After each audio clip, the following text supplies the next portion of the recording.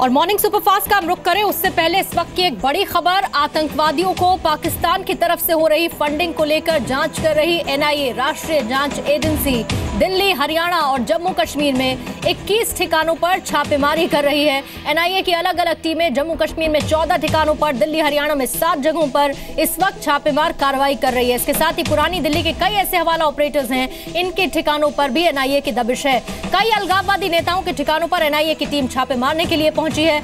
अलगाववादियों को हो रही फंडिंग की जांच के दौरान दिल्ली से हवाला के जरिए विदेशों से आया पैसा कश्मीर भेजे जाने का खुलासा हुआ था और एनआईए ने इस मामले में हुर्रियत के 3 नेताओं से दिल्ली में भी पूछताछ की थी।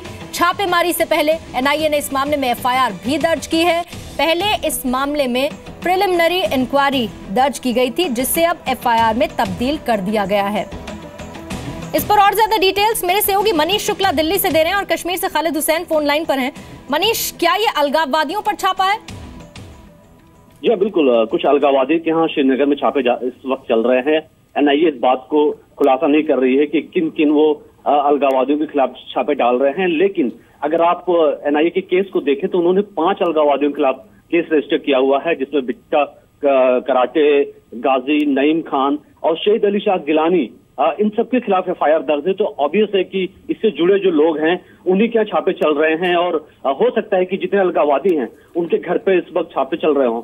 दूसरी बड़ी बात कि दिल्ली के पुरानी दिल्ली में खासतौर पर बल्ली मरान और चांदनी चौक में कुछ हवाला ऑपरेटर्स हैं जिनका भी नाम डाला था शुरुआत में पीई में एनआईए ने कि वो लोग इस पैसे को हवाला के जरिए जो बाहर से पैसे आ रहे हैं उसको कश्मीर भेज रहे हैं और भेजने का तरीका भी इसको लेकर भी जांच हो रही है, क्योंकि कई सामानों में छुपा के ये पैसे भेजे जा रहे हैं। वहां पे जैसे गैस सिलेंडर को खाली करके उसके अंदर पैसे डाल के भेजे जा रहे हैं, कुछ सामान है, पैकेट्स कुछ और होते हैं, उसके अंदर पैसे होते हैं। तो इन सब सारी चीजों को लेकर के एक बड़े लेवल पे एनआईए ने छापे इसी वजह से डाले हैं किस जगहों पे, ताकि ये पता चल सके कि कौन वो बिजनेसमैन है, कौन वो हवाला ऑपरेटर है और अलगाववादी उस पैसे को किस तरीके से टेरर के तौर पर इस्तेमाल कर रहे हैं। तो मनीष देखिए, पहले जांच एजेंसी पहुंचती है, फिर अलगाववादियों से पूछताछ के लिए उन्हें तलब करती है, उसके बाद पीए, फिर एफआईआर और छापेमारी अलग अलग जगह। क्या इसके बाद गिरफ्तारी अगला स्टेप?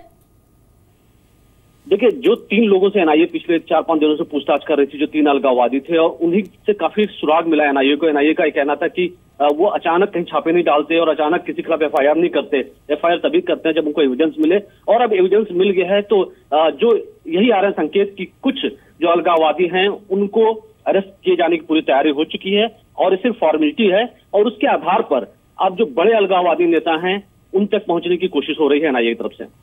ठीक है, हमारे साथ खालिद भी हैं। खालिद, कश्मीर में भी अलग अलग जगह पर ठिकानों पर छापेमारी एनआईए की तरफ से की जा रही है।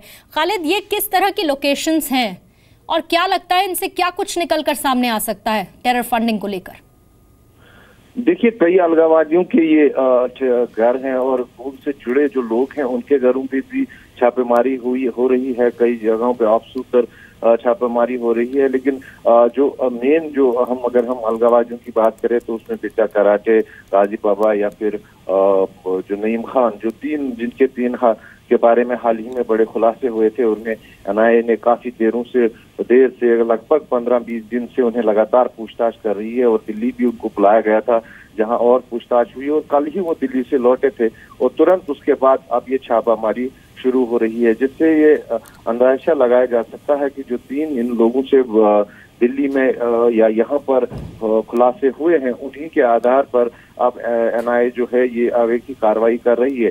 लेकिन फिलहाल जो है मेन अगर हम बात करें तो नईम खान ही बड़ा नाम सामने आ रहे हैं और बाकी जो अगर बड़े अलगाववादी नेता है उन तक एनआईए ने अभी कार्रवाई नहीं की है, लेकिन आगे चल के हो सकता है कि कोई एक सुराग ऐसा भी मिले जिस पर उनके खिलाफ भी कार्रवाई हो। अभी फिलहाल 14 जगहों पर जो है छापामारी हो रही है, जिनमें से कुछ अलगाववादी नेता हैं, कुछ ऐसे भी हैं जो खुलासा हुआ है कि उनके खालिद, लेकिन एफआईआर दर्ज करना अब तक की सबसे बड़ी कार्रवाई इस टेरर फंडिंग को लेकर हो सकती है। बहुत बहुत शुक्रिया आपका खालिद। मनीष आपका